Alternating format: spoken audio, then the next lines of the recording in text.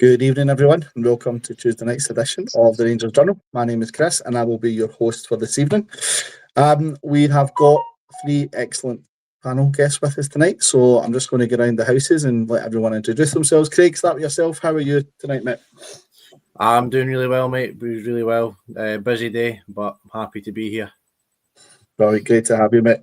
John, how's things? I've not been on with you for a while, mate. How's things been? Your end, all good? Yeah, all good, thanks, all good. Glad to finally be here to talk about a new manager. I know it's a head coach, but it's always been a manager to me. Absolutely. And Ross, how are you, mate? I know we were on last week, but always a pleasure to have you back, mate. How's things? You good? Yeah, all good.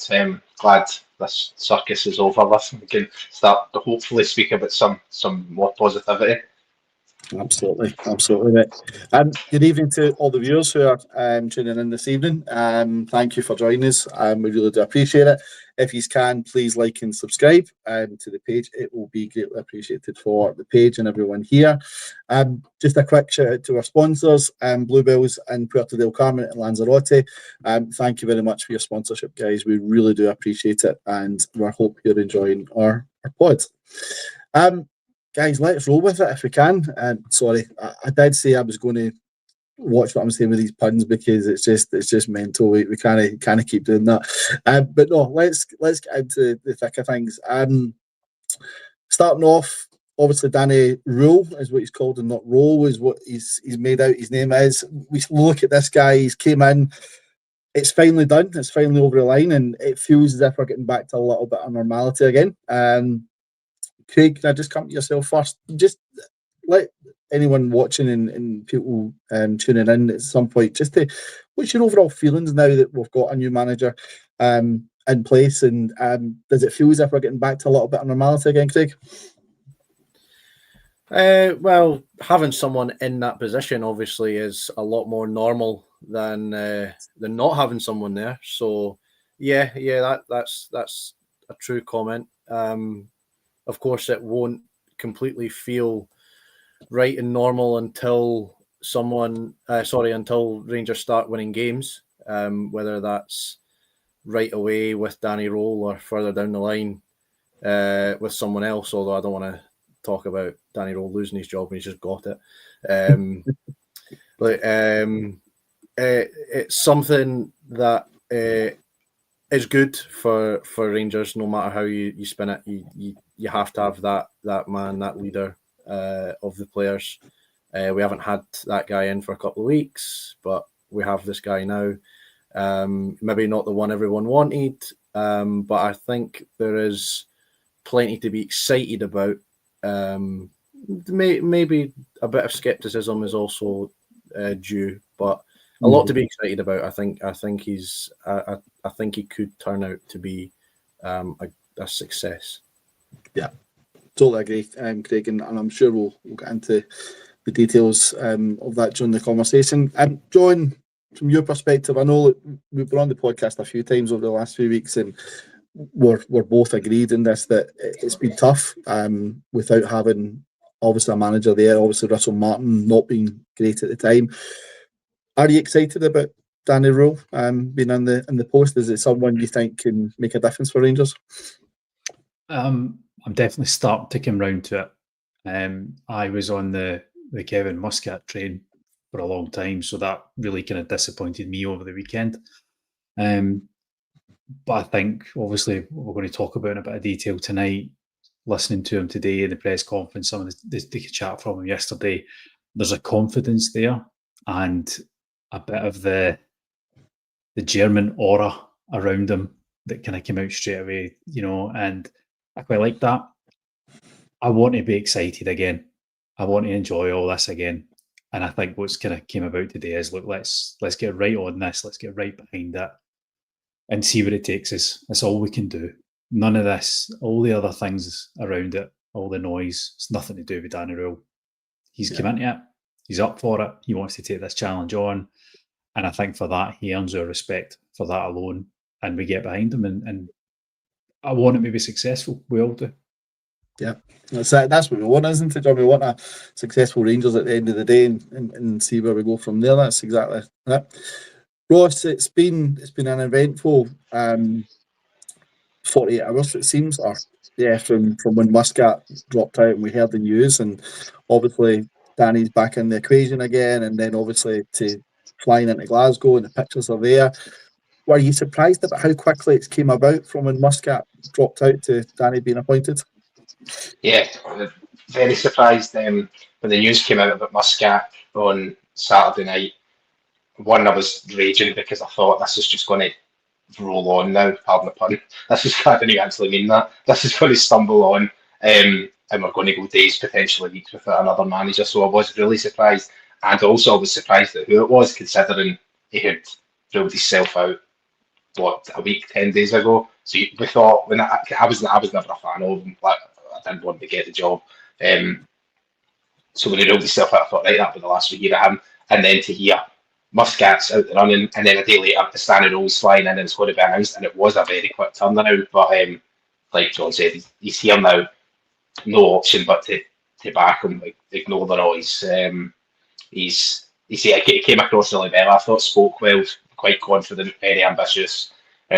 Seemed like he was looking forward to take the challenge on. So we can do nothing else but back him now and hope that he's going to be a success. I had listened to a few Sheffield Wednesday podcasts as well, and just they kind of spoke to you've probably heard yourself, to Rangers podcast. Speak about him, and they've all said really, really good things about him. So I'm trying to be positive because I don't know how many more of these negative seasons that I can go through. So he's here now. Let's back him, and similar to what the guy said, I'm kind of starting to come round as well. I'm not saying he's going to be the next Pep Guardiola, but he's obviously an ambitious young guy. I just hope he's ready for the pressure that's going to be on him, because it will be on him from like yesterday. So yeah, totally agree.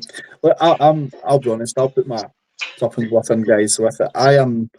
I wasn't the biggest fan of Danny. If I'm being honest, I didn't. I probably was a wee bit ignorant to it, if I'm being honest, guys. I was looking for more for a. I think I said it on a few podcasts. I was looking more for a Rangers man to come in.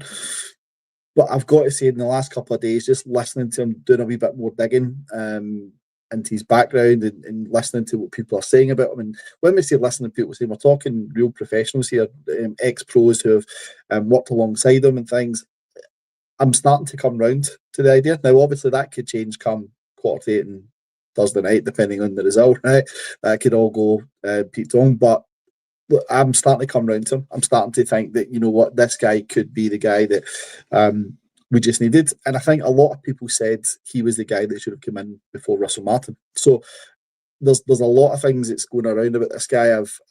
I've got some details, and we'll touch on it just after the press conference information and stuff. But I'm the same as you. I'm quite now starting to come around to it. I'm quite excited. I hope the fans are. I hope everyone watching here. We've been very critical of Rangers and how they do things in terms of the whole process and things like that. Now it's done, I think now let's go from there and let's see where we're at. But before we do that, before we all get on the train of hugging each other and giving kisses and love bites and stuff, let's talk about the podcast today. Sorry, not podcast, the press conference today. Let's talk through that. Let's see what our thoughts are on that. So, Craig, I'm going to come to yourself. First and foremost, Andrew Kavanagh opened the press conference. I was a bit surprised to see him. I didn't expect to see him at the press conference today. However, it probably makes sense that he's there. He's the guy that's been behind the recruitment, apparently. What was your thoughts on Andrew's opening lines, and do you think he covered off and owned up to the mistakes that the Rangers board have made over the last few months? Well, he did further, recognise that the Russell Martin idea, Russell Martin project, whatever you want to call it, wasn't working. I know they said that in the open letter after they sacked him. He did give his acknowledgement that it wasn't working. They didn't think that it would be easy, but they didn't think they would be in this position at this point. I think the one thing is it's okay to acknowledge that Russell Martin didn't work. It should also be acknowledged that if you asked just about any Rangers fan when he was appointed, they would have told you that, and maybe the appointment would have happened at all. I did like the fact that he talked about Danny Röhl's tactical ability. It's something that I noticed. I've said before on the podcast, I jump in and out of English football. I see Sheffield Wednesday, the issues they've had. The owner doesn't spend any money, not paying players and staff. And Danny Röhl went in there and he realised that he didn't have the players to work with to play the style of play he wanted. So he had to adapt his style of play to suit the players he had. And the fact that Kavanagh, obviously we'll talk about what Danny Röhl said, but the fact that Kavanagh made that point, I think is quite, I think it's good to show where their focus was and the type of people they were going for. And obviously Gerrard and Muscat and Danny Röhl, I think, are all fairly similar in terms of the way they want to play. So it was clear that was the sort of guy they were looking for. And obviously they managed to get Danny Röhl over the line. Reading into what they said as well, I don't think that it's as clear cut as so and so dropped out and so came back in. Danny Röhl dropped out, came back in. It seemed to be that there was no first choice, second choice, third choice. They had 5 first choices, looking to get one of them, and they got one of them. Or that's certainly how I felt they were going about it when they explained the whole system of how they found a new manager. So yeah, Kavanagh spoke a bit like a robot, but also the words he said were quite, I thought were quite encouraging.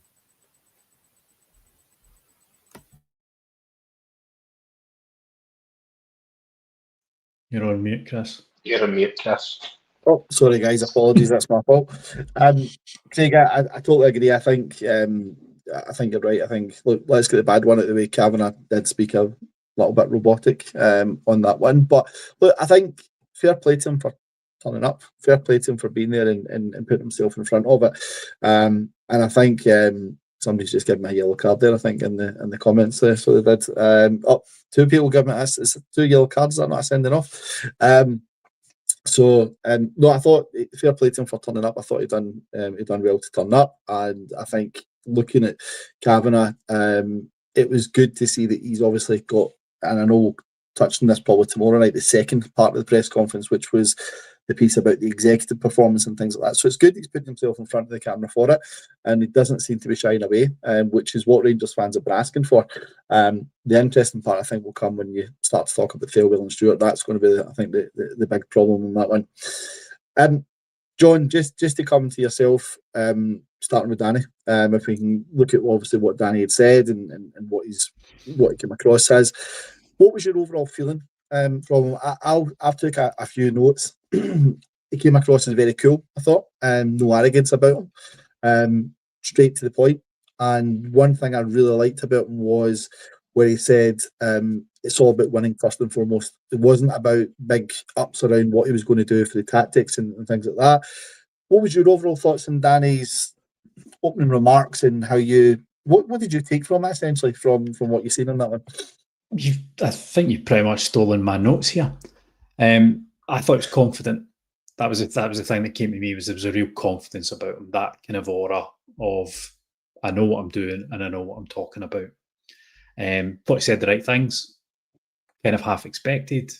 I think there will have been certain things in there he might have been fed to, or guided towards to say, you might want to look at this, but his line about win first, then the attractive football comes. I think that's what Russell Martin just failed to get. Just win games first, implement your style over time. And he's got that, and he's raised that straight away. And I think there's simple wins there for the manager.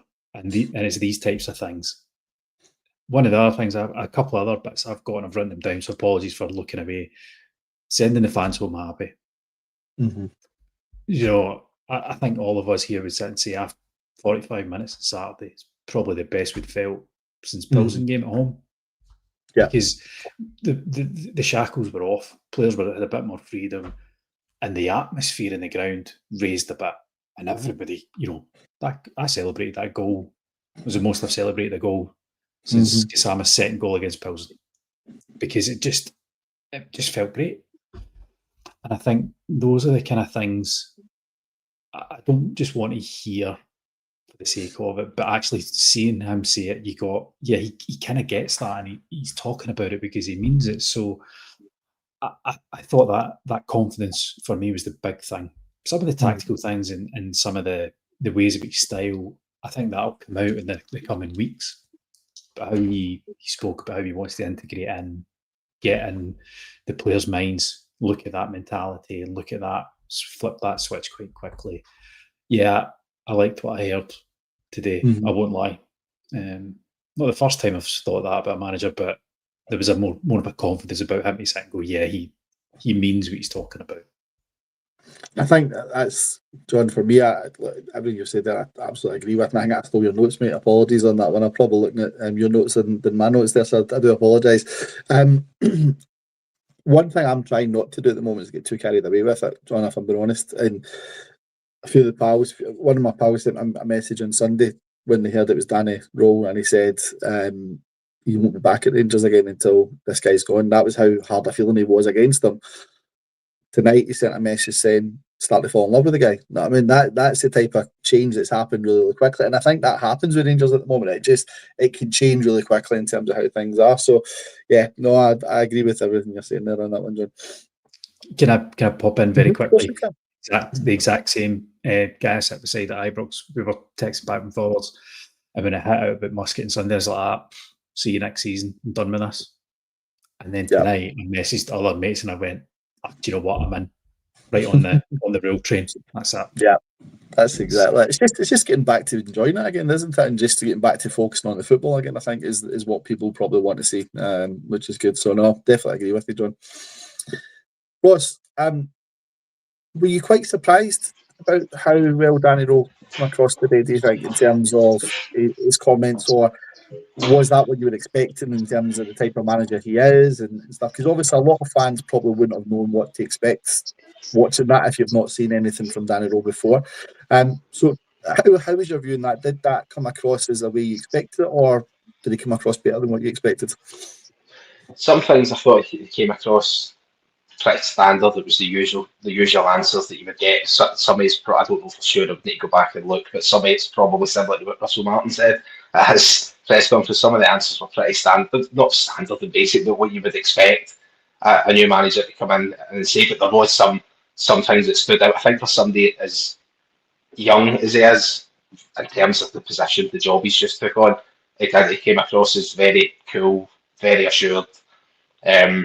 And it looks like they can't wait to get started. I think he's going to be up against it. He's coming into, obviously it's not a very good situation he's coming into. So I was the same as you. It was actually Saturday night. I said, right, that's me. And to tell Will and Stuart, and away, that's me done. And then over the weekend, I was like, I'm getting on about how much we all need to get behind this guy, and he's going to need my backing. So I'm like, right, maybe I'll just go on Sunday then. So I'm kind of excited after listening to him. As I say, some of the answers were pretty as you would expect. Some of it that maybe think he's kind of got that kind of typical German assurance and arrogance about him. He's going to come in and do well, and I hope he does. As I say, I'm starting to grow on him. We've got no other option. He's here now, so we need to back him. But I think we can say he's going to be better than Russell Martin. But it's just if he can lead us to success, and I really, really hope he does, because as I say, the false dawns and the missteps have been far too common in recent years. With disappointment needs to be right, and I really, really hope it is. But yeah, encouraging what he said today was pretty encouraging. Cheers, Ross. Appreciate it. Craig, I probably sold you a dummy, if I'm being honest, because I started with you with Andrew Cabra and I never gave you the opportunity to speak about Danny, so I do apologise on that one, Craig. So I'm going to bring you back in just to give you the opportunity to speak on Danny and what your thoughts were. And again, look, probably just to hear from you, is he someone that you think is going to be able to take Rangers where we need to be based on what you've heard today and based on what you've seen so far? Look, it's definitely potential to do that. He said something that I really liked, apart from the obvious winning games and then play attractive football. That bit really got to me. But the other bit that really got to me, and it's something I've said before on the podcast, is he said we need to defend aggressively as a team. I have been waiting so long for a new Rangers manager to go on his first press conference and talk about defending. Right, every single Rangers manager that's came in has talked about fast, free-flowing football, which is great. Like, it's not a bad thing, but the Rangers' issue for years, apart from the season we won the league and only conceded 13 goals in 38 games, Rangers' biggest issue for years hasn't been scoring goals; it's been stopping goals going in the other end, and it's never seemed to be looked at and really thought about. And he's came in and said it on his first press conference specifically about defending as a team. And I think that is a huge, huge thing if he can actually sort it out and get that going, because it is something we've sorely missed for a long time. He did say something. He said something about when they were asking why he pulled out and then seemingly pulled back in. He said the timing needed to be right, but the time between him apparently pulling out and then becoming the front runner was 3-4 days. So I don't know exactly what happened between those 3-4 days that made things. But then later on, I can't remember which. It was one of Dumb or Dumber, Stuart Thelwell. One of them said that they had 5 first candidates and they managed to get one, so that maybe made more sense. I'm just looking through, just trying to see what else I read about what Danny Röhl said. Another thing on that is he said he kept in communication with Rangers at all times, so maybe he didn't rule himself out. Maybe he hadn't ruled himself out, because if he was keeping in contact with Rangers the whole time, then there was always a chance that he could end up being the guy.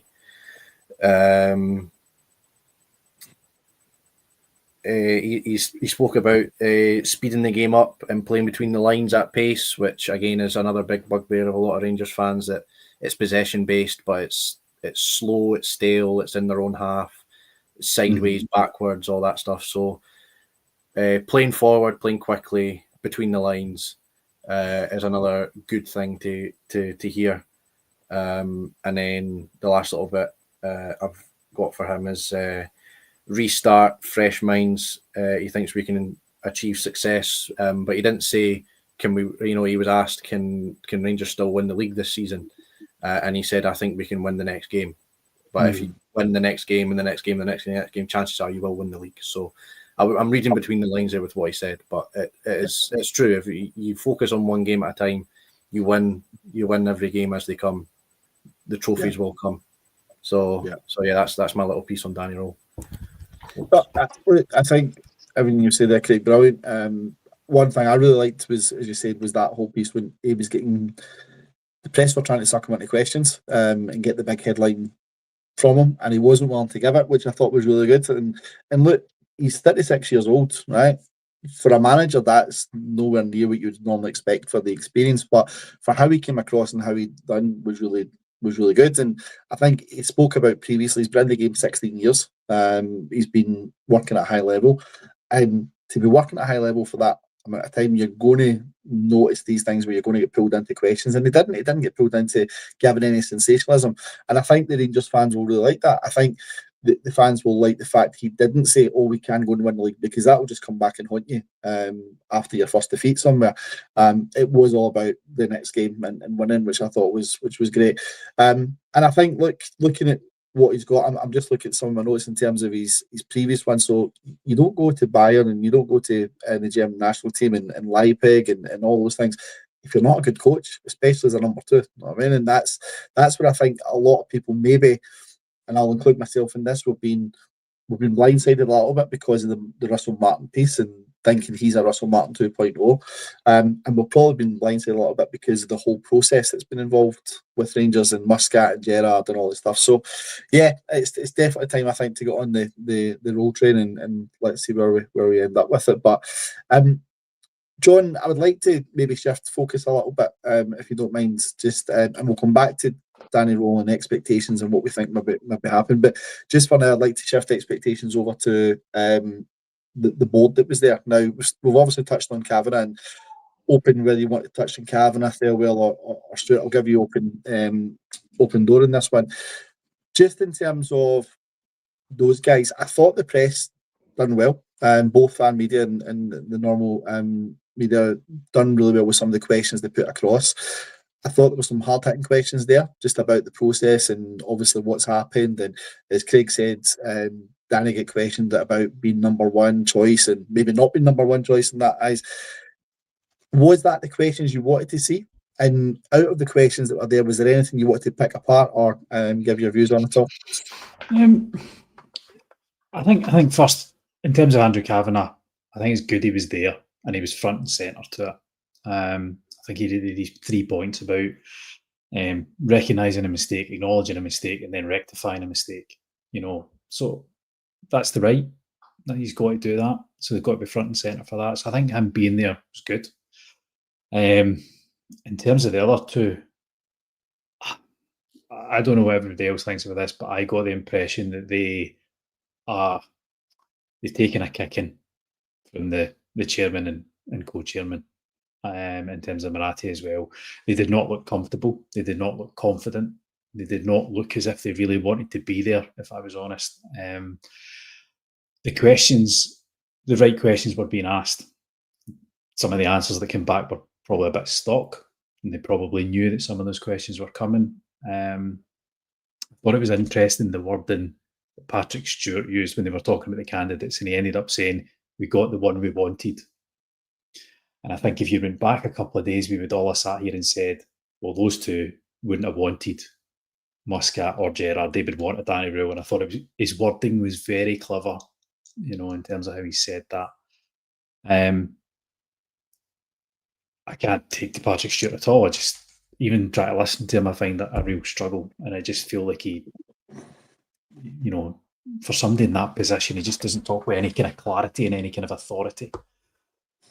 I thought Kevin Thelwell stood up to the tougher questions he had. There was a question about the signing. You've got an expensive signing. I think it was Raymond Barbois had done it, and he didn't name the player, but Kevin Thelwell did. He named Chermiti, and he didn't need somebody to tell him who was being spoken about. So, as much as he's on a sugary peg as well, I think he stood up there and he answered the questions, and tomorrow we'll find out a wee bit more of what they've went into. So I think those two are not as comfortable and not as well backed as what has been put out there right now. I think they know the chairman is right on them now. I thought the questions as well that came around recruitment, Kevin Thelwell stepped right in there. It went to kind of Danny Röhl in terms of, are you going to be involved in this? And Thelwell stepped in straight away and said, this has to be collaborative. You wouldn't expect to hear anything else. But are we confident as a collective here on this pod that that's actually what's going to happen? I don't see it. I don't see how two Thelwells running recruitment leads to that. And the answer's about his son. Yeah. I don't even know what to say. I mean, the 25-8, I mean, I don't fancy that. I work long enough hours as it is. I'm not buying it. I'm just not buying it. He's, yeah. I don't know what to say. John, see, to be honest, see what you're saying. I'll take the comments about Thelwell first. I actually thought Thelwell did relatively okay with his questioning and what he was getting hit with, right?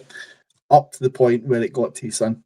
And I thought at that point, what he should have done, in my opinion, was say, look, I wasn't involved in the recruitment process for it, rightly so, because it's a conflict of interest. And he should have really passed that on to someone else to make an answer for. Whether, obviously, Dan Purdy, I know who Robbie's linking into, wasn't there, but he really should be passed that off to the CEO or even maybe Andrew Kavanagh himself. But I thought he'd done okay, Thelwell, up to that point in time. That's not me giving him a pass in any way, shape, or form, because I think he's nowhere done enough to get that pass, and I think he's really worth a watching at the moment. And Rangers fans need to be all over it. But I think you're right in terms of what you're saying, John, with both Stewart and Thelwell. I can't take to them, and I don't think I ever will take to them. And it's not just been because of what's going on. It's been like that for me for day one, John, if I'm being honest. So I'm not their biggest fans, and they've certainly not done anything to make it any better.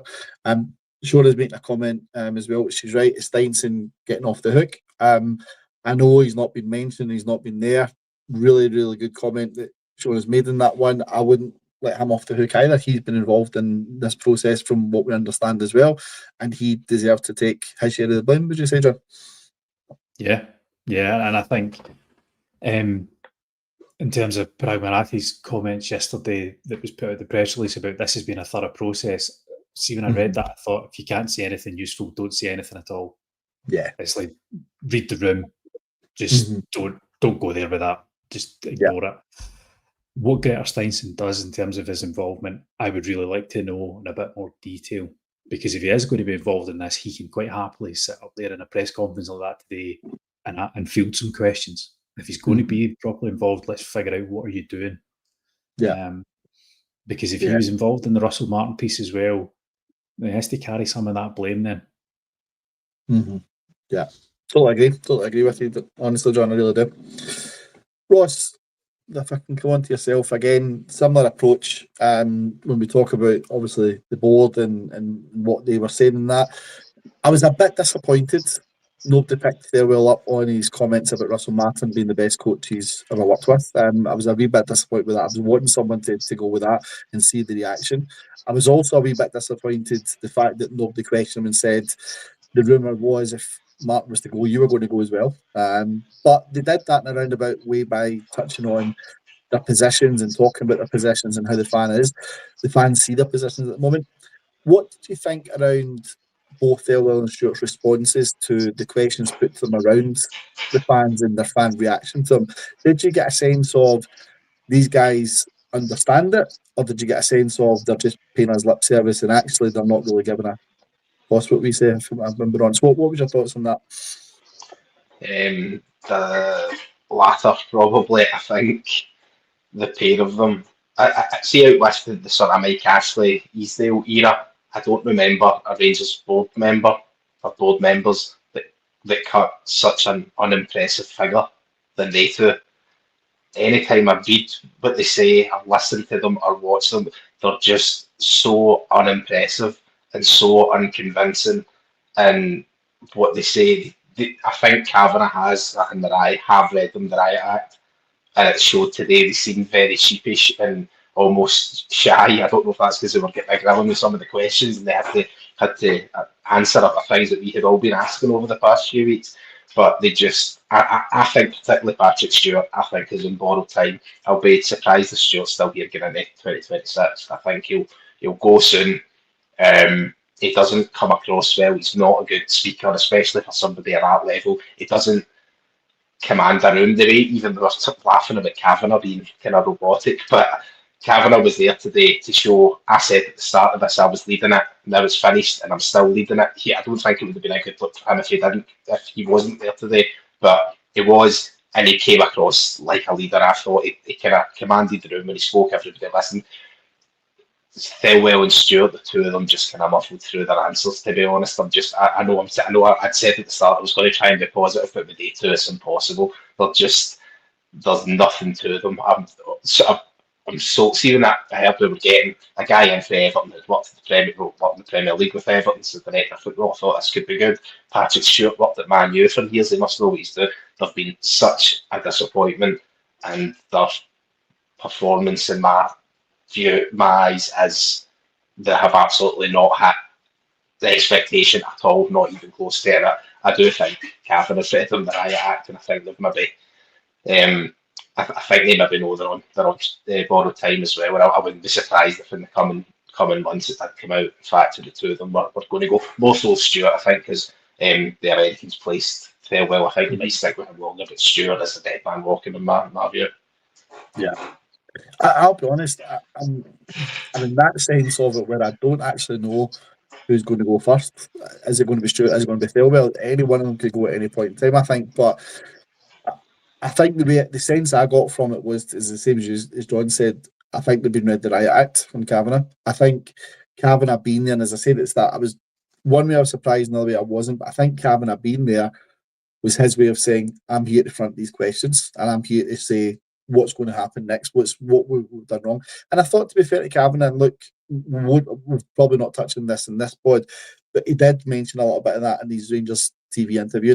And I know there was, for anyone watching, if they're not aware, there's two interviews essentially. There was two press conferences. There was a press conference with the manager and the board, and then there's a separate press conference with just the boards, which is Kavanagh, Thelwell, and Stewart, and that's embargoed till tomorrow, I believe, and the details should come out tomorrow. I thought that was really interesting because I think if the hard-hitting questions are going to get put out, maybe we would scare Danny Röhl off within the first day if he heard some of the things that were going to come out in that one. So it's going to be interesting to see what their answers are. It's going to be interesting to see what the approach is now going forward, because one of the things I wanted to touch on was just what some people have been saying in the comments was about the recruitment aspect. So, Craig, I'm going to come to yourself in this one if you don't mind. The question was asked of Danny about recruitment, and it was asked of Thelwell as well. And they spoke about a real joined up approach on recruitment. That was my takeaway on that. And it seemed as if they were both on the same wavelength. But being a head coach and not being the manager, you would expect Danny's going to fall into that category of having that discussion about who comes in and things like that, but not maybe having the final say. Did you get any sense of he won't have the final say in these signings when they come in, or did you get the sense of, actually, you know what, Thelwell's there just to recommend them, it's then over to Danny to make the final decision? What was your thoughts on that discussion that took place today? Yeah, look, I think the main point of your question there is does Thelwell have the final say, or does will Danny Röhl have the final say? I think Kevin Thelwell will have the final say, purely for one quote that I did write down, which is Thelwell said that he's never signed a player that the head coach didn't want.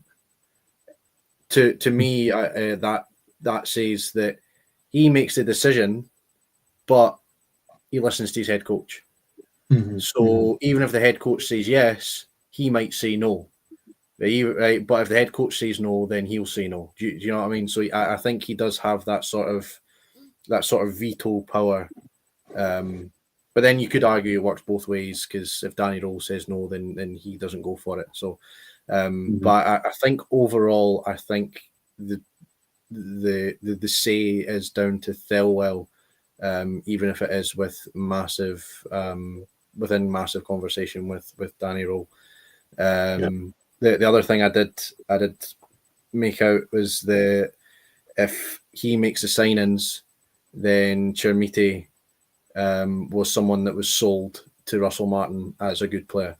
Like, I don't know about anyone else. People might want to give him more time. He hasn't played a lot of games, so maybe I'm being a bit harsh. But I don't ever reckon we'll see a player in this guy. We've sunk a whole load of money into him. Hopeful.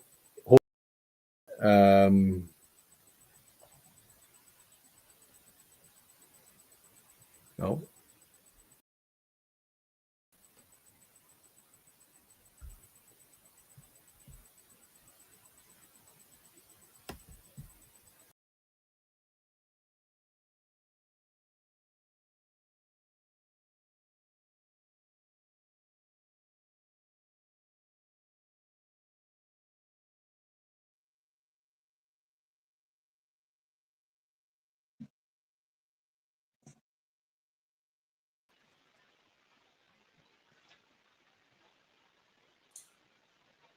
Sorry, folks, I think we've just been kicked out of the stream. I don't know what's happened there. I'm just trying to get everyone back. We'll be with you in a wee second.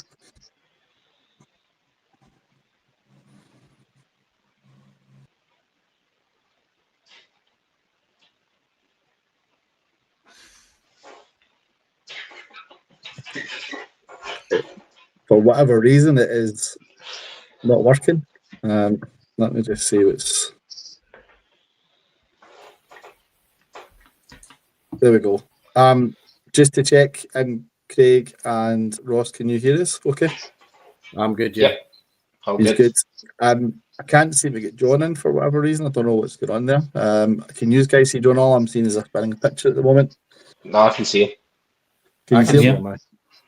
Good. I don't know if it's my connection or what, but something's just happened when we get kicked out there. So I do apologise. Apologies to the viewers. This is what happens when you go live and you're on a live podcast. These things can happen, and this is where we're at. So there's a good wee laugh for you all on that one. I do apologise.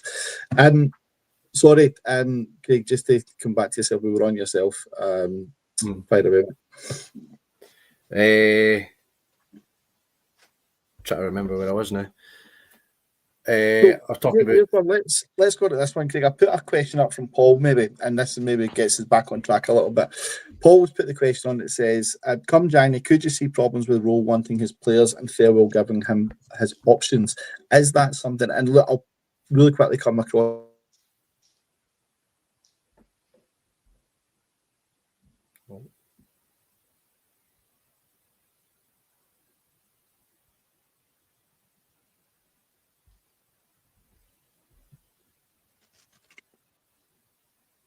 Sorry, guys. We keep getting kicked out here at the moment. Are we back? Yeah. I think so. Apologies to everyone watching. We are getting kicked out of the link for some reason, and we'll try and keep this going as long as we can, folks. But if it keeps going up, we will maybe need to consider ending the stream. But look, we'll continue on with it at the moment, and we'll see what happens. So, sorry, Craig, over to yourself for that one. Aye, no, look, yeah, come January, there could be an issue if Danny Röhl wants a certain player. Thelwell maybe can't do it, won't do it, whatever. But you know, this is an idea. We're in October. It's that the transfer window's in January. We've got time for them to have conversations about what type of player they need, and then identifying individuals to make the team stronger.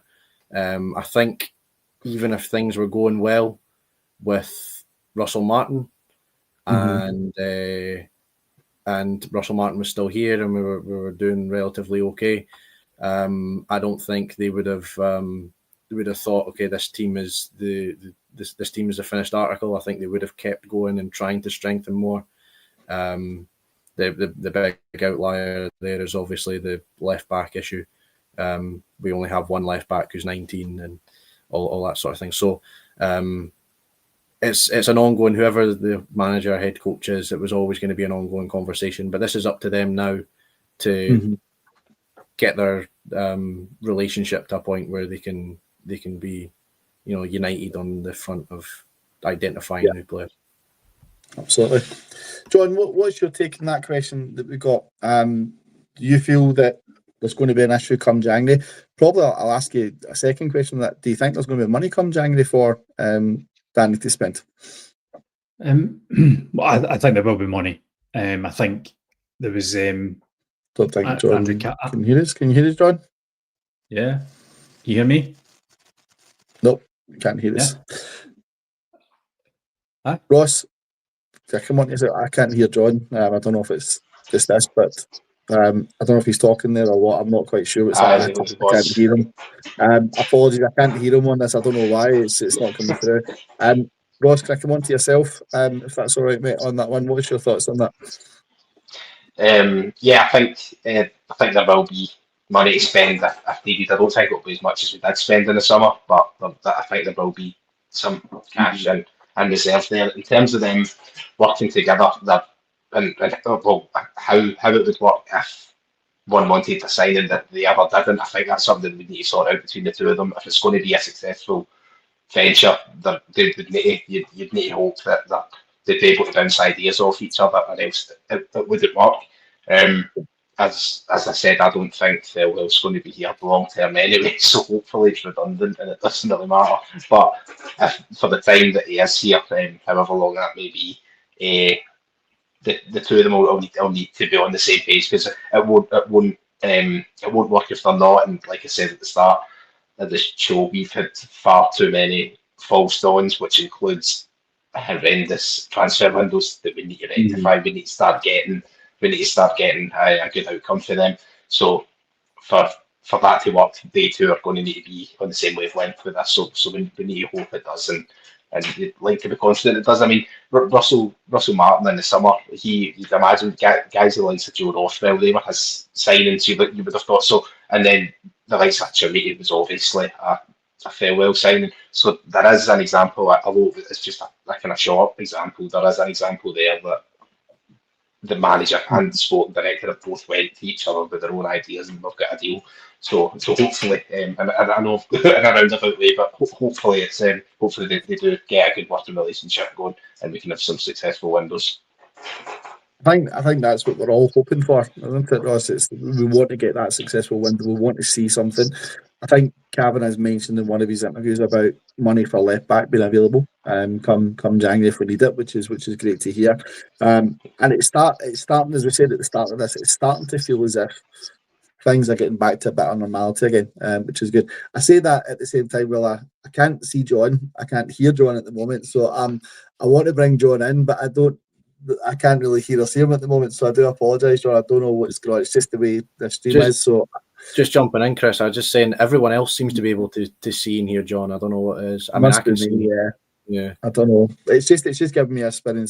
I can't even hear him. I can't see him. John, I don't know if you're still there, if you can hear us or you can say anything, but I can't hear you at the moment, so I do apologise. I don't know what's going on with this. It's just StreamYard. I know we've been having issues over the last couple of days and stuff, guys, so I do apologise. But John, I would love to bring you in, but I can't hear when you're going to stop talking and when you're not stop talking, so I do apologise in this one. I'm going to keep trying to see if I can get you on back on screen, John, and then we can go from there, mate.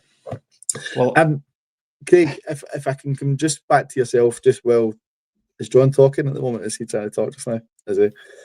As I said, I can't hear him, guys. I don't know. There's nothing I can do with it. I can't hear it with it, unfortunately. If I can go back to yourself, Craig, just in terms of going forward, right? So we spoke about the board, spoke about Thelwell and where he's at with things and what we are expecting from Rangers. We've got, between now and the next international break, I'm sure it's 6 games. I'm sure it's Brann away, Kilmarnock at home, Hibs away, Celtic in the Cup, Roma at home, and Dundee away. Quite easy ties there, you would think, for the first 6 games. But what would you say is the expectation for Danny at the moment, based on those first 6 games? He talks about winning. But what would you say is the overall expectation? I think just a coherent sort of, a more coherent team. It was so disjointed with Russell Martin that if he can just get a team put together that plays well, plays well, but just a team that everyone can look at and say, this is a good team that's going somewhere. If Rangers lose at Brann on Thursday, everyone's going to be disappointed, obviously, but the guy is now just done his first press conference on Tuesday and the game's on Thursday. You're away in Norway. So it's an easy game in terms of on paper, but when you put into context, you could look at it as being fairly tricky. Kilmarnock at home is one that you'll be looking at the result, because it's one you should really be getting a result. Hibs away is again, Easter Road, difficult. But you're gonna look for just a better overall performance at first before you really start judging the results, or I think you should anyway. Although plenty of people will say we need results right away, which is true. But the guy's just coming in.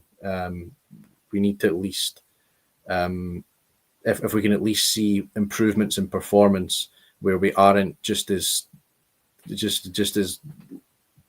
slow and as boring to watch as we have been this season.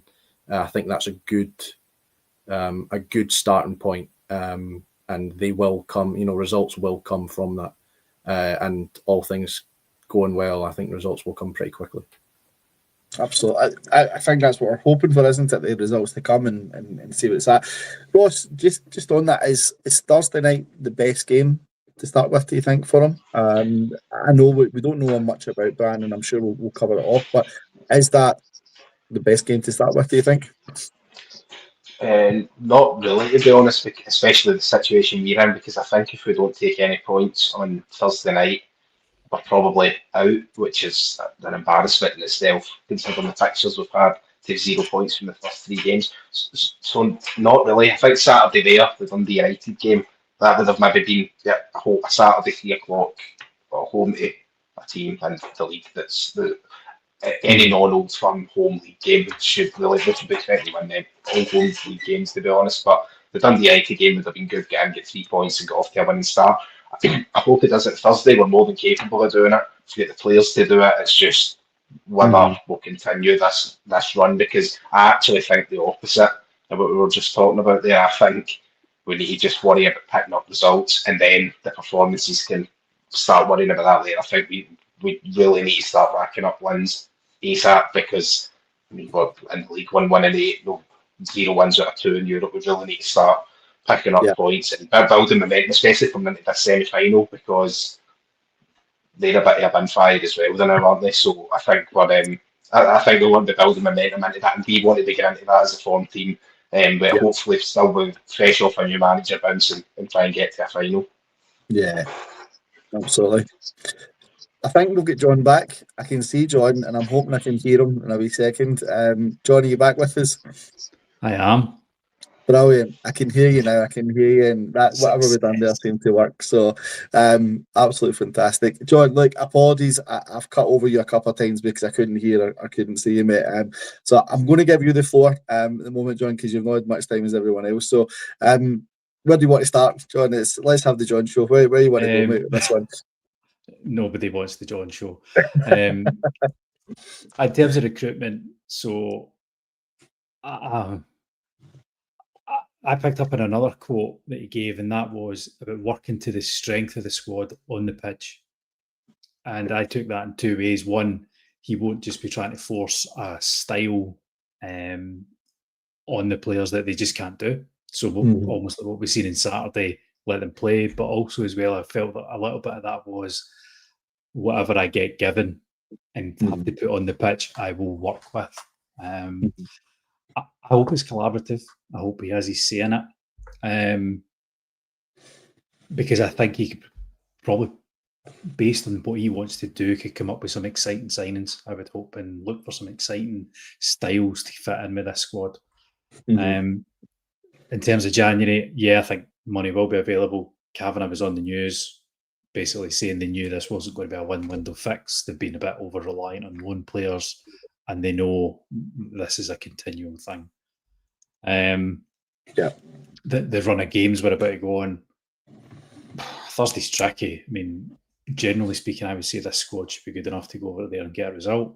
But he's got, a day of training, really. They'll fly tomorrow. He's not got enough time to really do anything. So I guess these backroom team, is he going to be looking at guys like Stevie Smith and all that to help him through and sit and say, right, what happened on Saturday? What can we get out of them in a short period of time? So I think Thursday's tricky. Whatever happens there, I don't think that's going to get held against Danny Röhl as it's not went well to begin with. Sunday, I'm back in a place of I'm looking forward to get there, see what happens, see what we can see. I think he has to get domestic wins quickly. And he spoke about getting a run of wins. I think the quicker he can get a run of wins, the quicker he buys himself goodwill, and the quicker I think we all start to settle down as a collective support. Obviously, 2nd of November, he gets a result that day and he buys himself a lot of time through to January. I don't think that's in doubt. So I want to be excited. I want to be happy going to the games again. I think it's back to that point of really hoping he can get on a run now.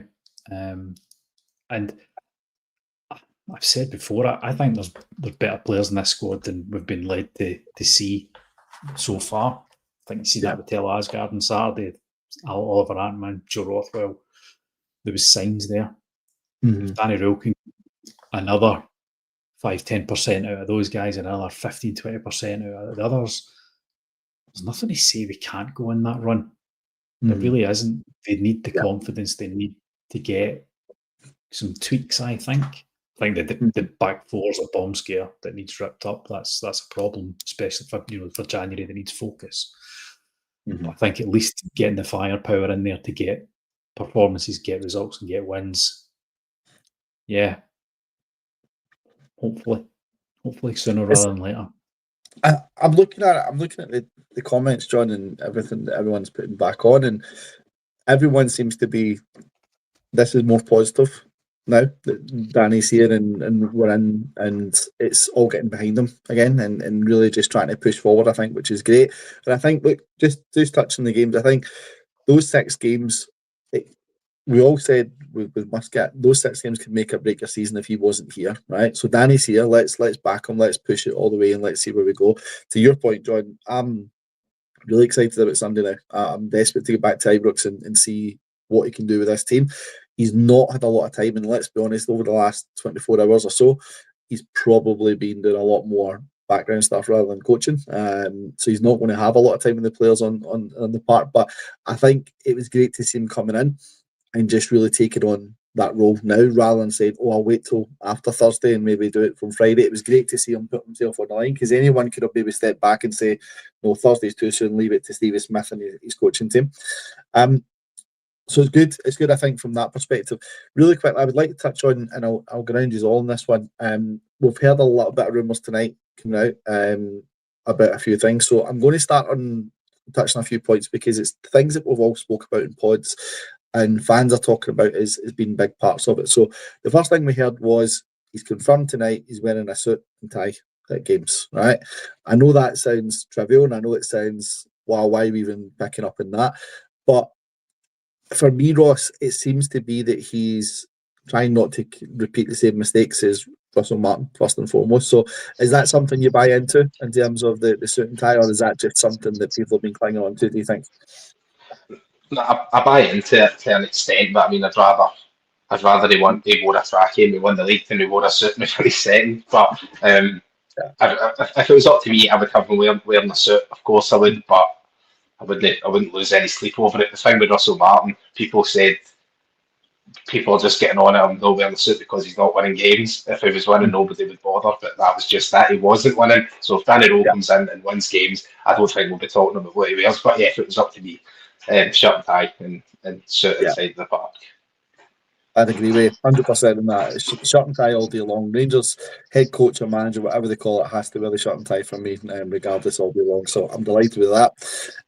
Craig, we've heard that the backroom staff is going to get announced shortly, is an understanding of it. There's a name that I picked up on, and I'm probably going to rip this name apart because I have no idea how to say it. Is it Sasha Lenz from Sheffield Wednesday? Is that one of the names that we've heard potentially is going to come along? And we also heard about another German coach coming along, one for on-field, one for off-field, he said. And he's also looking at a ex-Rangers player. How does that excite you? Is that something you think he's going down the right path by taking an ex-Rangers player? And do you have anything at all from Sasha Lenz, anything you know about that at all? Because that's a name that, I'll be honest, I heard it tonight, but I've not had really any chance to look at.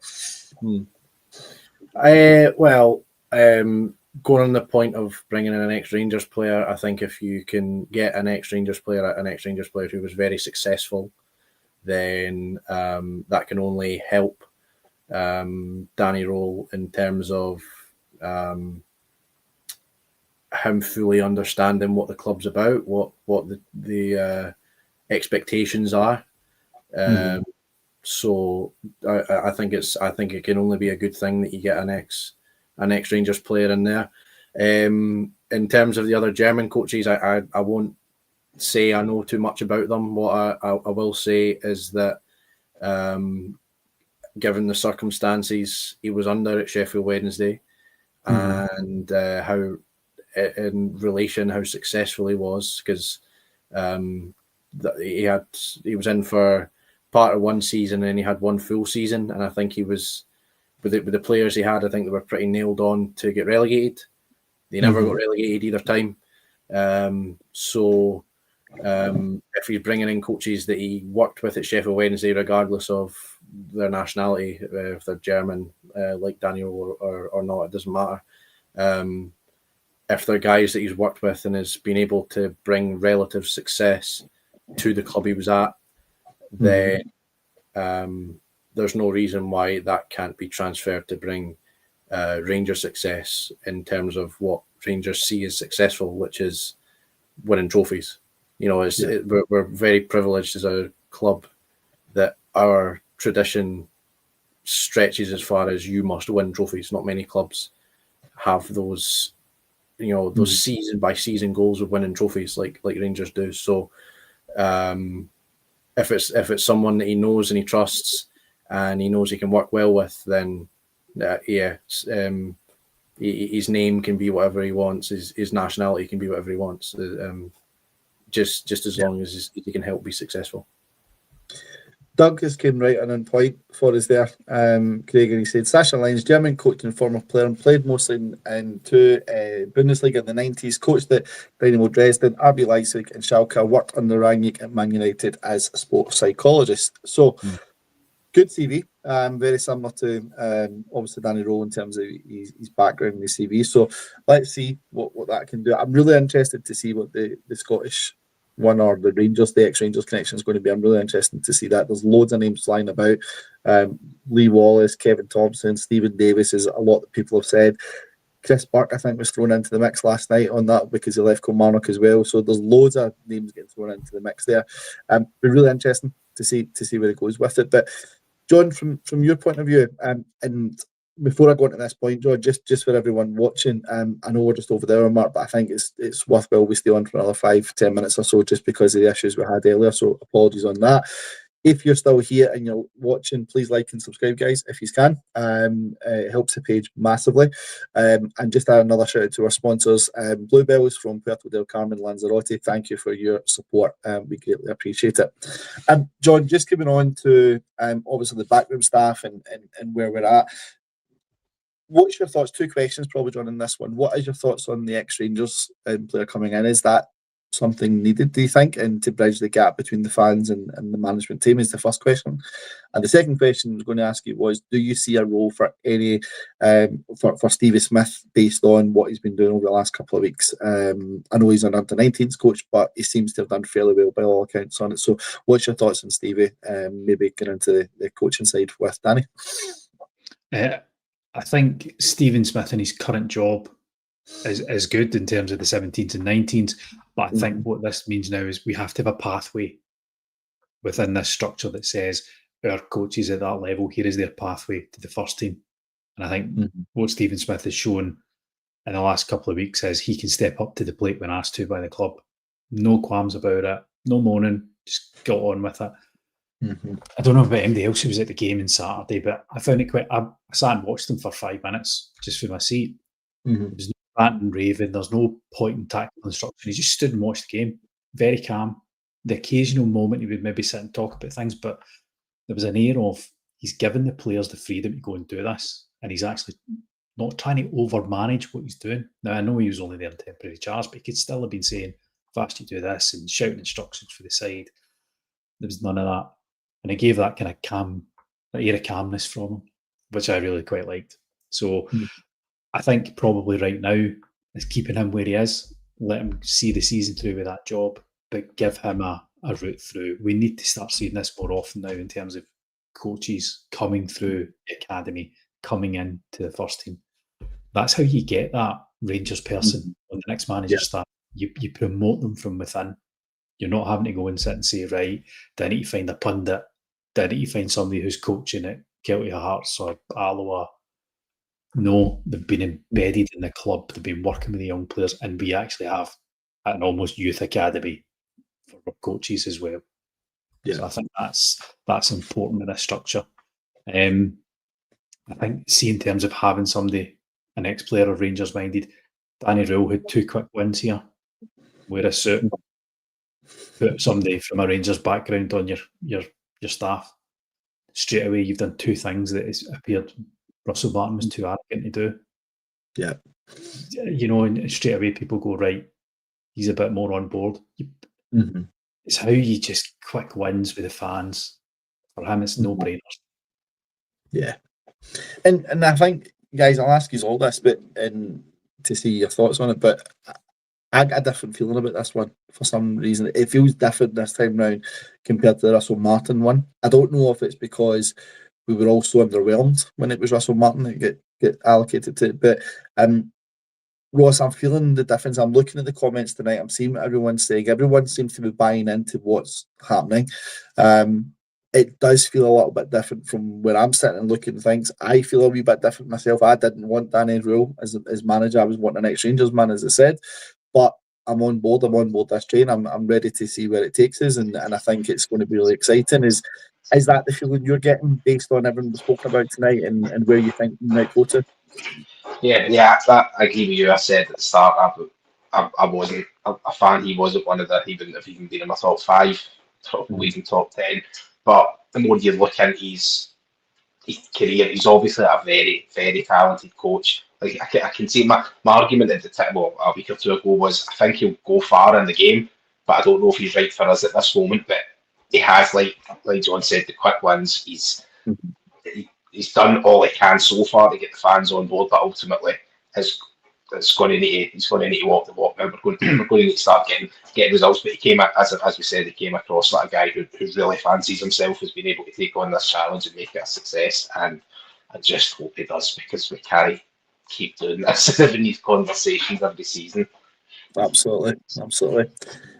Craig, I'm just going to ask yourself, I brought up this question from Philip. Duncan Ferguson would be interesting as part of the staff. Apparently, ex-Everton boss wants to take him to Real. Well thought of. Now, the reason I brought this up because, and I'm sure my father-in-law is going to appreciate this when he watches this back, if he's not watching live at the moment, but he sent me a message. My father-in-law sent me a message on Sunday night and said, why is nobody talking about Duncan Ferguson, especially with the Thelwell connection and things like that, and maybe as an interim basis. I never thought of Duncan Ferguson, if I'm honest. I never thought he was anywhere near it. But the reason I brought this up is Phil makes a good point. Is Duncan Ferguson maybe an interesting part? Is that the guy that you could maybe think is the ex-Rangers connection because he's got that potential connection with Everton and Thelwell and stuff? Or are we all just reading too much into this, do you think? Look, I don't get me wrong. If it was to be Duncan Ferguson, I would be very, very surprised. But look, I don't see why we should really write anything, take anything off the table as a possibility. He has ample coaching experience. I know he done actually fairly well at interim basis at Everton. So along with I believe a decent enough job at Inverness. I know they got relegated, but again, a bit like Danny Röhl at Sheffield Wednesday, Inverness have been in a real financial, they've been in a real hole for a little while. So he's another possibility. He's as possible as Stephen Davis. He's as possible as Lee Wallace. He's as possible as Kevin Thompson, Stevie Smith. So I wouldn't rule it out, but I would say I would be a bit more surprised if he was the guy. But as you say, Everton, Thelwell link. I guess it's not out with the realms of possibilities.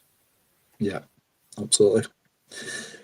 John, just to start, if we start to think about wrapping up on it, just one thing I want to touch on when I come back, and I'm just looking back at my notes, was looking at the job that he's done elsewhere. I think Danny Röhl, he's get really, really good reviews from ex-players, people he's managed, pundits you listen to over the last couple of days. There was Dave Jones, one of the guys that runs one of the Sky Sports programs. He was saying today he thinks Rangers have got an absolute cracker. And this guy, based on the time he spent listening to him and watching him and things like that, he went through a lot at Sheffield Wednesday. I know they were in a lot of trouble. And I heard today, one of the stories I heard today was everything had to go through him because he was essentially running the club at the time as he was trying to manage it, to the point where people were having to order stationery and it was all going through him, was one of the stories I heard from one of the ex-players today. I just found that baffling, and I found it fascinating that he's actually had to put up with that in his first major job. Obviously, Rangers is a totally different experience and it'll be something totally like nothing he's ever done before, but do you think what he's went through at Sheffield Wednesday is going to stand him in really good stead for the challenges that are going to come with Rangers? Because let's be honest, it's not all going to be rosy. There will be challenges, there will be setbacks, there will be things that people will challenge him on. Has that set him up in good stead, do you think, to take on what's coming over the next few weeks and months? I think parts of it, yeah. I think Sheffield Wednesday was a bin fire. And I think probably why you've seen him so calm in the press conference today with some of the questions that are flying about. He's dealt with a situation that is just manic, with an owner that, by all accounts was just, almost trying to bury Sheffield Wednesday as a club, never mind anything else. So I think he has dealt with pressure situations at big clubs. He's been at Bayern Munich. That's a pressure cooker of a place to be as well. The situations with Sheffield Wednesday is very different, but I think what the Sheffield Wednesday stuff has shown is how he can potentially motivate players in bad moments. Those players not getting paid wages, not sure of their futures, being able to keep those guys focused on getting results at the weekend. If he can do that, that's a real positive for me, because that can help block out the noise around the club just now with the support and by the club around Thelwell and Stewart.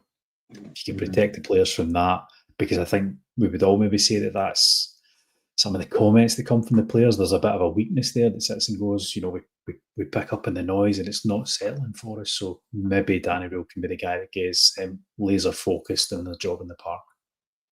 Absolutely. Gents, look, I know on my initial agenda for tonight, we could have been here for about 3 weeks talking everything we had on that initial agenda, and we've cut it down quite a bit, and we've been on for quite some time now, so I don't want to keep you too long and keep going with the conversation. We could be here all night, we really could, in terms of some of the discussions, which is great. But we think we need to start wrapping up. So I would like to, guys, if we can, just look ahead to Thursday really, really quickly. And I want to come and get a score prediction from you all. I don't like putting you on the spot, but I think it's really good just to see where we're at. So, John, I will start with you first of all. What's your prediction for Thursday evening? 2-1. First win. Excellent. Any goal scorers in that? Anyone you want to put your name on? Oh, Jerry Gassama and Oliver Antman. There we go. There you go. Great shout. Brilliant. Love it. Craig, what about yourself? Score prediction for Thursday? I think it's only right to be. Positive. I'll go 3-1. I do also back Gassama. He's working with Danny Röhl again. The two of them were at Wednesday together. So I think if by all means he had a good time with Danny Röhl at Sheffield Wednesday, and I think Gassama and I just seen Asgard's name come up there as well. I think Asgard could really kick on. So 3-1, definitely those two. I'll chuck in Miovski as well. Excellent, love it. And Ross, what about yourself? What's your thoughts about for Thursday night? I was going to say 2-1, and John said it, and I'll go 3-1, and Craig said it. So I'll go 2-0. I'll go Gassama and Asgard to keep up after the performance on Saturday. So I'll go for 2-0. Brilliant, love it. Look, I'm going to be putting my mortgage on the line with this one. I think Way's going to kill me, but I'm going to put 2-0 Rangers, and I'm going to say Charmiti is the goal scorer for both of them. There's a prediction for you. So I'm going to put that one on, and hopefully the comments by Thelwell today in the press conference just spur Charmiti on a little bit, and then he can get you 2 goals. And that maybe starts it. Maybe, this is, I think Thelwell said it, he just needs that little bit of something to spark and change, and you never know, maybe Danny Röhl is the guy to do it. So let's see how that goes. But I love the positivity, guys, I think, and even in the comments, everyone that's put the comments in, Doug's just put the last comment in there, 2-0 Tav and Charmiti. So he's on my train with this one. He's on the same train I thought as me, which is tremendous. Yeah, let's see where it goes, and we can take it from there. Folks, thank you. Apologies. We had the issues earlier on. We weren't quite sure what's went on there, but we're definitely going to look into that and try and understand what's happening, because we know it impacts on your views, guys, and we do apologise for that. So that's why we went on a little bit longer tonight, just to try and make up for those issues we had earlier on. It's been great to have you all on. Ross, it's a pleasure as always. Thank you for your comments and insights, and we hope to see you again soon, mate. Cheers. Craig, it's been a pleasure. I know lots of comments I threw up through you. As I said, I done the first one with Andrew Kavanagh, so apologies on that one, but some great insight, great comments as always, so thank you, mate. No, thanks very much for having me. I don't mind asking the difficult questions. I'll try and prepare as much as I can. But no, it's always a pleasure, mate. Thanks for having me on. No, brilliant to have you. And John, honestly, awesome, mate. I don't know how you handled those issues. You handled them better than what I did, mate. So your input is fantastic as always, and apologies those issues happened to you. I don't know what happened, mate. We'll look into it and find out what's going on. But thanks for being on, mate. Really appreciate it.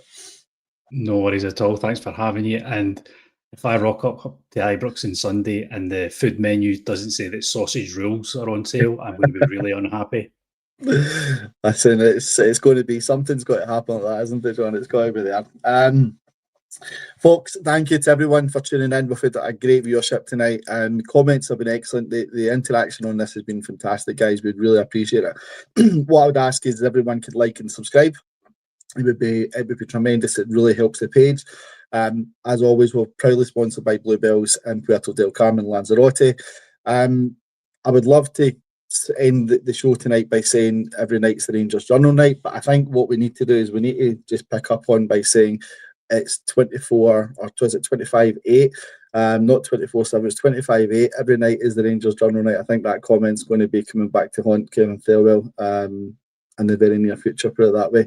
But no, listen, folks, thank you very much for all your views, your comments. It's greatly appreciated. Thanks to the guys for being on. Lots more to come tomorrow and Thursday, and for the rest of the week as we build up to Thursday night and on Sunday as well. So thank you for tuning in, and just remember, folks, every night is the Rangers Journal night.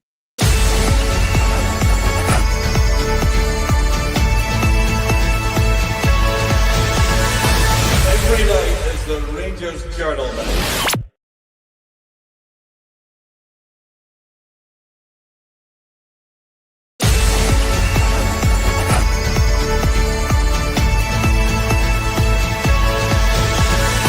Every night is the Rangers Journal night.